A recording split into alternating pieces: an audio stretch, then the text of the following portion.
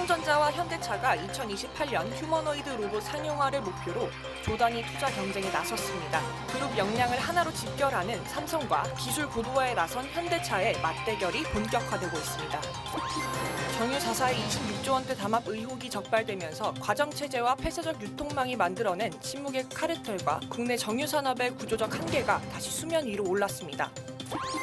태광산업이 밸류업 계획을 냈지만 정작 구체적인 주주 환원책이 빠져 무늬만 밸류업이라는 시장의 냉담한 평가를 받고 있습니다. 삼성전자가 책임 경영 강화를 위해 임원 928명에게 장기 성과급을 자사주로 지급한 가운데 노태문 DX 부문장이 57억 원 상당을 수령하며 최고액을 기록했습니다. 우리금융의 동양생명 완전 자회사 편입이 막바지에 다다른 가운데 인상된 주식 매수 청구권 행사 금액이 2천억 원 한도를 넘어설지가 최대 관건으로 떠올랐습니다. 임경태 아세아 한라시멘트 대표가 대규모 설비 투자와 건설 경기 침체로 인한 재무 악화로 큰 시험대에 올랐습니다. 투자 효과를 신속한 현금 흐름으로 전환하는 것이 최대의 과제입니다. 쌍용건설이 지난해 순이익 급증으로 겉으론 웃었지만 실상은 세무 효과일 뿐 영업 현금 흐름은 사실상 멈췄습니다. 실질적인 현금 관리 시험대에 오른 쌍용건설의 재무 상태를 집중 점검합니다. 삼성전자가 대표 폴더블 스마트폰 라인업인 갤럭시 Z 시리즈에 한 가지 모델을 추가해 세 종류로 개편하고 글로벌 폴더블 시장 공략에 나섭니다.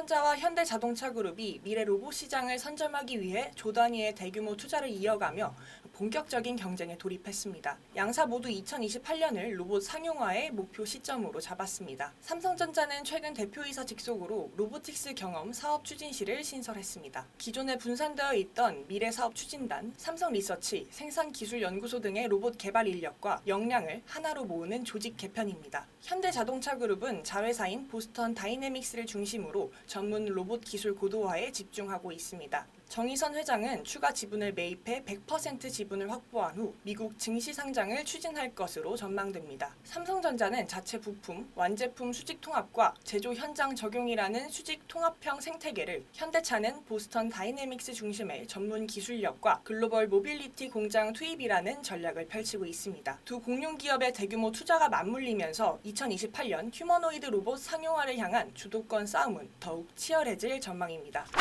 최근 검찰이 정유 4사의 대규모 담합 의혹을 적발하면서 국내 정유 산업의 구조적인 문제가 다시 수면 위로 떠올랐습니다. 이번 사건은 일부 임직원의 일탈을 넘어 시장을 사실상 독점한 과점체제와 폐쇄적인 유통망이 결합해 가격 경쟁이 사라진 국내 정유 시장의 민낯을 보여줍니다. 검찰 조사에 따르면 시장 점유율 1, 2위인 SK에너지와 HD 현대오일뱅크가 가격 인상을 주도했고 GS칼텍스와 S-오일이 이를 뒤따르는 방식으로 가격을 맞췄습니다. 두 선두업체의 담합 규모만 14조 2천억 원에 달하며 타사의 가격 동조 효과까지 포함하면 전체 경쟁 제한 규모는 26조 원에 이르는 것으로 추산됩니다. 상위 4개 정유사가 국내 시장 점유율의 98.6%를 차지하고 있어 사실상 견제 세력이 없습니다. 국제 유가가 오를 때는 공급 가격을 즉시 올리지만 유가가 내릴 때는 현저히 느리게 인하하는 비대칭적 가격 결정 현상이 반복되고 있습니다. 국내 자영주유소 대부분이 특정 정유사와 전량 구매 계약을 맺고 있습니다.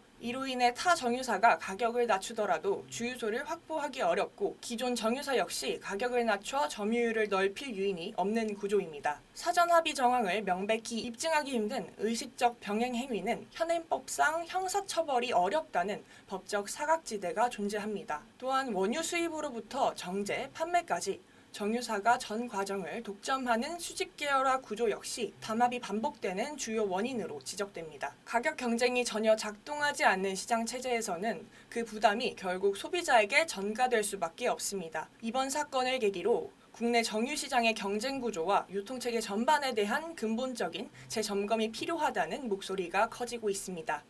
태광산업이 기업가치 제고, 즉 밸류업 계획을 내놨지만 시장의 반응은 차갑습니다. 2030년까지 매출 5조 원, 자기자본 이익률 8%를 달성하겠다는 성장 목표와 인수합병 계획은 제시했지만 주가 저평가 해소의 핵심적인 구체적인 주주 환원 정책이 빠졌기 때문입니다. 태광산업은 최근 5년 평균 주가순 자산 비율이 0.16배에 불과해 대표적인 저평가 종목으로 꼽힙니다. 회사는 4년 연속 영업적자가 이어져 이익 기반 확보가 먼저라는 입장이지만 시장의 시선은 다릅니다. 현재 태광산업의 이익잉여금은 4조 원을 넘고 현금성 자산만 1조 3천억 원이 넘습니다. 즉 배당을 못하게 하는 것이 아니라 안 하는 것이라는 지적이 나오는 이유입니다. 이대주주인 트러스톤 자산운용 역시 32년간 사실상 배당을 동결해왔다며 배당 성향을 40%까지 확대하고 액면 분할이나 무상증자를 실시할 것을 촉구했습니다. 결국 시장은 단순한 매출 성장 전략보다 창출된 이익을 주주와 어떻게 나눌 것인가에 대한 확실한 자본 배분 로드맵을 요구하고 있습니다. 삼성전자가 책임 경영 강화와 장기 성과 창출을 위해 임원 928명에게 장기 성과 인센티브 LTI의 일부를 자사주로 지급했습니다. DX 부문장인 노태문 사장이 자사주 22,678주, 약 57억 7천만 원 규모를 받아서 경영진 중 가장 높은 성과급을 기록했습니다. 이번 지급으로 노 사장의 보유 주식은 총 12만 1,235주로 늘어났습니다. DS 부문장인 정현영 부회장은 자사주 1만 469주, 약 26억 6,400만 원을 수령했습니다. 이외에도 정현호 부회장이 34억 1,500만 원, 김용관 사장이 25억 4,200만 원, 박학규 사장이 24억 9,900만 원 상당의 자사주를 받았습니다. 삼성전자의 장기 성과 인센티브는 만 3년 이상 재직한 임원을 대상으로 이전 3년간의 경영 실적을 향후 3년간 나눠서 지급하는 제도입니다. 책임 경영을 강화하기 위해 지난해부터 성과급 일부를 자사주로 지급하고 있으며 이번에 처분된 자사주는 총 113만 2,477주입니다.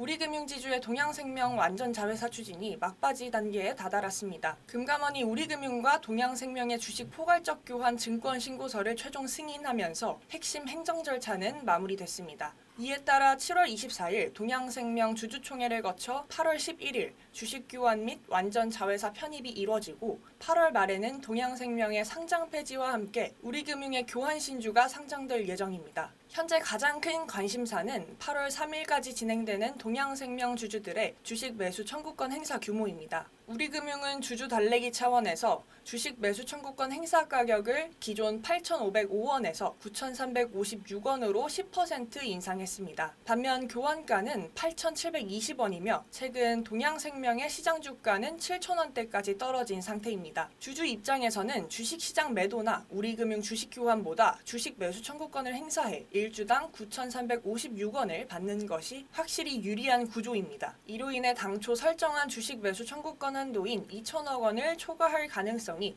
매우 커졌습니다. 양사 계약상 2천억 원이 넘으면 주식 교환을 철회할 수 있는 조항이 있습니다. 하지만 시장에서는 우리금융이 출혈을 감수하더라도 동양생명 완전 자회사화를 완수할 것으로 보고 있습니다. 추후 진행될 ABL생명과의 합병 작업 및 자회사 편입 완성을 차질 없이 진행해야 하기 때문입니다. 우리금융은 필요한 경우 유가증권 처분이나 일반적인 자금 조달을 통해 매수 재원을 마련할 계획입니다. 전문가들은 이번 주식 교환 방식이 단기적인 자금 부담에도 불구하고 보통주 자본 비율 CET1을 방어하며 주주 환원의 안정성을 확보하기 위한 최선의 선택이었다고 평가하고 있습니다. 임경태 아세안 및 한라시멘트 대표가 취임 6년 차를 맞아 최대 재무시험대에 올랐습니다. 건설 경기 침체와 대규모 설비 투자가 맞물리면서 핵심 계열사인 한라시멘트의 수익성과 재무 안정성이 악화됐기 때문입니다. 국내 시멘트 점유율 12%를 차지하는 한라시멘트는 지난해 14억 원의 단기 순손실을 기록했습니다. 이는 2011년 이후 14년 만에 첫 순손실입니다. 또한 순차입금은 2021년 약 4,500억 원에서 지난해 5천억 원에 육박했으며 채무 상환 능력을 나타내는 순차입금 대비 에비타 비율은 5.4배까지 상승해 적정 기준인 3배를 크게 웃돌고 있습니다. 이러한 재무 부담의 주요 원인은 원가 절감과 탄소 중립 대응을 위한 공격적인 설비 투자 때문입니다. 한라시멘트는 킬른 개조에 약 700억 원, 광산 현대화에 400억 원 등 최근 2년간 연간 700억 원 규모의 시설 자금을 집행했습니다. 시장에서는 이러한 투자가 향후 생산성 향상과 원가 절감으로 이어질 수 있다고 평가하면서도 단기적으로는 건설 경기 회복 없이는 재무지표 개선이 제한적일 것이라고 보고 있습니다. 한라시멘트 측은 탄소 중립 및 광산 현대화 투자로 차입금이 늘었으나 공급망 최적화와 저탄소 시멘트 수요 등을 통해 현금 흐름을 개선해 나가겠다고 밝혔습니다. 결국 이번 경영 성과는 대규모 투자 효과를 얼마나 빠르게 현금 흐름으로 전환할 수 있느냐에 달릴 전망입니다. 쌍용건설이 지난해 매출과 영업이익, 당기순이익 등 회계상 주요 지표에서 큰 폭의 성장을 기록했습니다. 매출은 1조 8,717억 원으로 전년 대비 25% 이상 늘었고 당기순이익은 1,635억 원으로 2.5배 가까이 급증했습니다. 하지만 실속을 들여다보면 사정이 다릅니다. 당기순이익 증가분의 절반 이상인 865억 원은 과거 누적된 2월 결손금에 대한 이연 법인세 자산을 인식해 발생한 회계상 세무 효과일 뿐 실제 현금이 유입된 것은 아닙니다. 오히려 기업의 실질적인 현금 창출력을 나타내는 영업활동 현금 흐름은 2024년 598억 원에서 지난해 10억 원으로 급격히 축소됐습니다. 일부 주택사업장의 분양대금과 공사채권 회수가 지연된 상황에서 신규 현장 착공에 따른 공사원가 투입이 늘어났기 때문입니다. 다만 현금성 자산이 차입금 규모를 웃돌고 있어 단기 유동성에는 큰 문제가 없는 상황입니다. 결국 올해 쌍용건설 재무체력의 핵심 변수는 현금 관리입니다. 공사 미수금 회수가 원활히 이루어지는지가 향후 재무 개선의 핵심 열쇠가 될 전망입니다. 삼성전자가 영국 런던에서 갤럭시 언팩 2026을 열고 최신 폴더블 폰 라인업 3종을 공개했습니다. 이번 라인업은 갤럭시 Z 폴드 8, 시리즈 최초의 최상위 모델 폴드 8 울트라, 그리고 플립 8로 구성됐습니다. 갤럭시 Z 폴드 8는 펼쳤을 때 4:3 화면 비율을 적용해 영상 감상 시 여백을 대폭 줄였으며 역대 가장 가벼운 201g의 무게를 갖췄습니다. 갤럭시 Z 폴드 8 울트라는 두께 4.1mm, 무게 215g으로 역대 폴드 중 가장 얇고 가벼우며 2억 화소 카메라와 스냅드래곤 8 엘리트 5세대 칩셋을 탑재했습니다. 갤럭시 Z 플립 8는 두께 6.1mm로 내구성과 디자인을 개선했으며 커버 디스플레이 중심의 편안한 AI 인터페이스를 선사합니다. 새로운 Z 시리즈는 티타늄 기반 소재를 적용해 주름과 내구성을 대폭 개선했고 고도화된 재미나 인텔리전스 기반의 맞춤형 AI 기능을 지원합니다. 국내 사전 판매는 7월 28일부터 8월 3일까지 진행되며 정식 출시는 8월 7일입니다. 사전 구매 고객에게는 512GB의 용량 무료 업그레이드와 구글 AI 프로 6개월 무료 이용권 등 다양한 혜택이 제공됩니다. SK그룹, M&A로 성장해온 회사죠.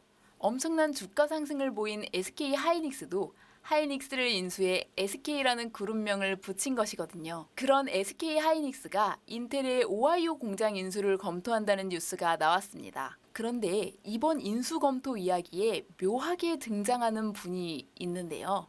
최근 SK온 대표이사를 사임하고 인텔 수석 부사장으로 이직한 이석희 씨입니다. 이분은 지금 SK하이닉스로 합쳐진 현대전자에 입사 후 유학을 가셔서 인텔에서 14년간 근무를 하시다 친정인 SK하이닉스로 복귀해 2018년부터 2021년까지 대표를 역임하셨던 분입니다. 하이닉스 대표로 계시면서 솔리다임 인수를 지휘하셨는데요. 솔리다임은 인텔의 낸드 사업부입니다. 인텔과 하이닉스에 번갈아 근무하시며 하이닉스의 낸드 사업부 인수를 하신 것이죠. 외에도 하이닉스 원가 경쟁력을 끌어올리셨다는 평가도 받고 전임 대표가 인수한 도시바 반도체 사업부, 최근 일본 증시의 키옥시아라는 사명으로 상장해 엄청난 주가 상승을 보였습니다. 키옥시아 투자 후 회수가 난망하던 시절 단기 투자가 아닌 장기 투자로 지분을 처분할 계획이 없다고 천명해 몰린 것이 아닌가 하는 비아냥을 받던 시절도 있었지만 지금은 디램 강세에 약간 묻혀있긴 하나 키옥시아 투자 지분을 계속 보유한 덕분에 SK하이닉스는 수십조 원의 평가이익을 거두고 있습니다.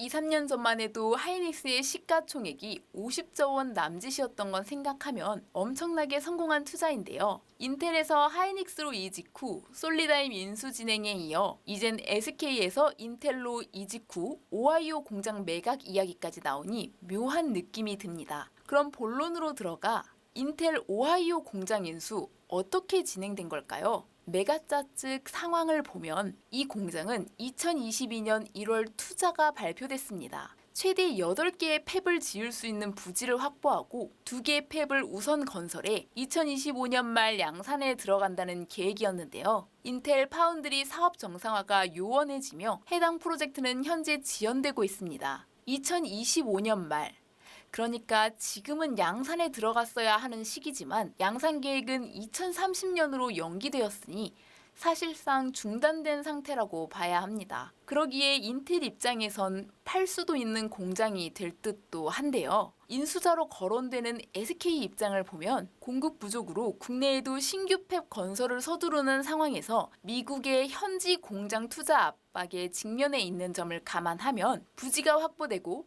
팹 건설이 진행 중인 오하이오 공장은 2가지 문제를 한 번에 해결할 수 있는 좋은 선택지가 될 것 같은데요. 어떤 분들은 트럼프 임기가 끝나면 미국 투자 뭉개고 있다, 넘어갈 수 있지 않을까 하는 생각 하실 수 있는데요. 사실 미국의 반도체 공장을 지으려는 건 공화당 트럼프만의 정책은 아닙니다. 인텔이 오하이오 공장을 착공한 건 민주당 바이든 대통령 때인데요. 칩스법을 통해 최첨단 반도체 공장을 미국에 지으려던 정책입니다. 이 정책의 수혜를 받은 기업은 TSMC, 삼성전자, 인텔, 마이크론으로 거대 반도체 기업들은 다 들어가 있는데요. 그러다 보니 SK 하이닉스만 빠져 있네요. 결국 대미 투자 압박과 상관없이 반도체 공장을 미국에 지으라는 미국의 요구는 트럼프 이후 민주당 정권이 들어서더라도 계속될 수 있고 한국이나 미국이나 마찬가지로 대규모 반도체 공장을 짓는 데 어려운 건 자금보다 부지 선정과 인허가 과정일 수 있습니다.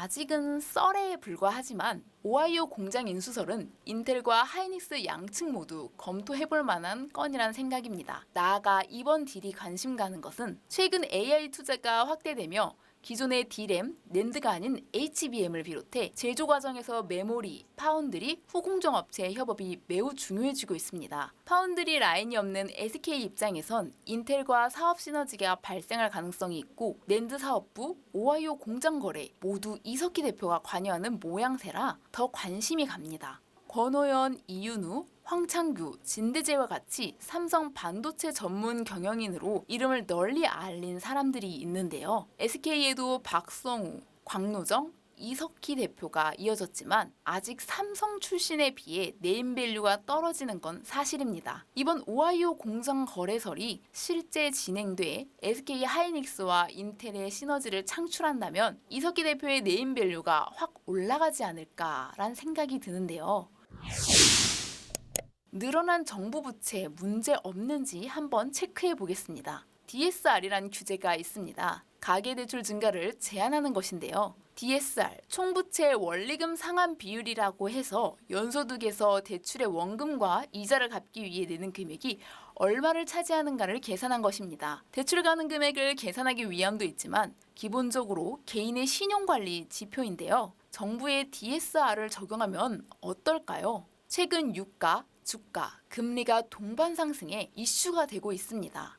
유가는 물가 상승에 영향을 주다 보니 금리 상승의 요인이 되고 주식시장의 호황도 금리 상승의 요인이 되죠. 그런데 코로나 이후 인플레이션 발생으로 각국이 금리를 인상 중인데요. 물가를 잡기 위한 금리 인상, 이게 각국 정부의 발목을 잡고 있습니다. 금리와 DSR의 관계를 봐야 하는데요. DSR은 금리 상승 시 수치가 올라가게 됩니다. 원금 상환액에 비해 대출이자가 클 경우 더 큰 폭으로 상승하게 됩니다. 이는 총 부채가 지속 증가함에 따라 원금 상환액 이상 신규 대출을 받기에 이자 부담이 엄청나게 큰 정부로 가면 훨씬 더 큰 폭으로 상승하게 된다는 거죠. 결국 각국 정부에서 금리 인상으로 이자 비용이 예수, 세수에서 차지하는 비중이 급증하고 있습니다. 어느 정도인가 보면 미국은 2026년 전체 예산에서 14%, 세수에서 19%를 이자 비용으로 지출하고 있습니다. 트럼프 1기 당시 지출에서 7%, 세수에서는 10% 차지하던 걸 감안하면 2기 트럼프는 정말 답답할 것 같은데요. 정부가 무언가를 하려면 돈이 필요한데 아무것도 안 했는데도 돈이 부족한 겁니다. 1기 때는 들어온 세금에서 10%를 빼고 쓸 수 있으니 이것저것 뭐 해볼 궁리라도 했는데 지금 들어온 세금에서 이자부터 19%를 내고 나면 뭘 하는 게 아니라 여기저기 나가는 돈을 줄여야 할 판이거든요.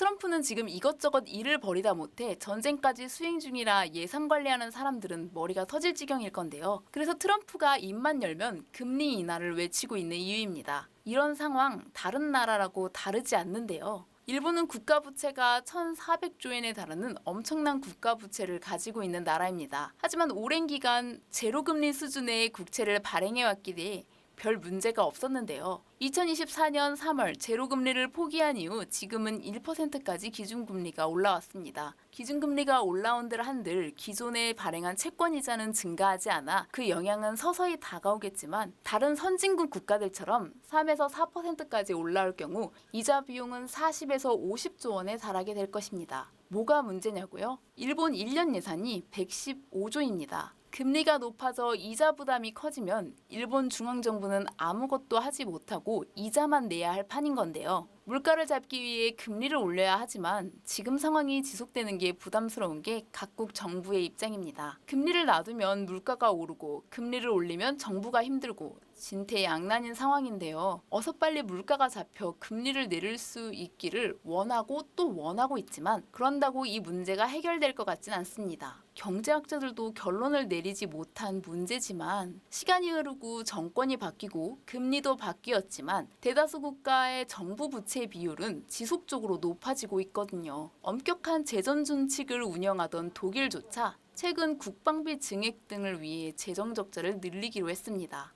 국민을 살기 좋게 하기 위해 세금을 써서 노력해왔는데 이제 지금 상황을 유지하기 위해 세금을 더 걷어야 하는 상황이 온 건데요. 한국도 국가 예산에서 이자 비용이 차지하는 비율이 조금씩 올라오고 있지만 반도체 산업에서 막대한 초과 세수가 거쳐 몇 년간은 큰 문제가 없을 것 같긴 합니다. 다만 지금 어떻게 관리할지가 참 중요한 것 같습니다. 코스피로 가겠다던 알테오젠이 돌연 멈춰섰습니다. 지난해 12월 주주총회에서 이전 상장을 승인한 지 약 7개월 만인데요. 왜 코스닥에 남기로 한 걸까요? 알테오젠은 코스피 200 편입 예상 비중이 기존 추정보다 69% 낮아졌고 이전할 경우 패시브 자금이 약 3,600억 순 유출될 수 있다고 분석했습니다. 반면 정부는 코스닥 활성화 정책을 강화하고 있죠. 다만 이전 상장을 완전히 철회한 건 아니고요. 시기만 잠정 유보한 거라고 알테오젠은 강조했는데요. 여기에 거래 유동성과 투자 접근성을 높이기 위해서 30% 무상 증자도 결정했습니다. 결국 시장 간판보다 중요한 건 무엇보다 실적과 기술력이죠. 이 코스닥 잔류가 실제 주주가치 상승으로 이어질지 지켜봐야겠습니다.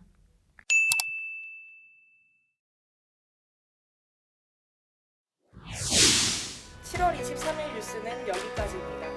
시청해주신 여러분 고맙습니다.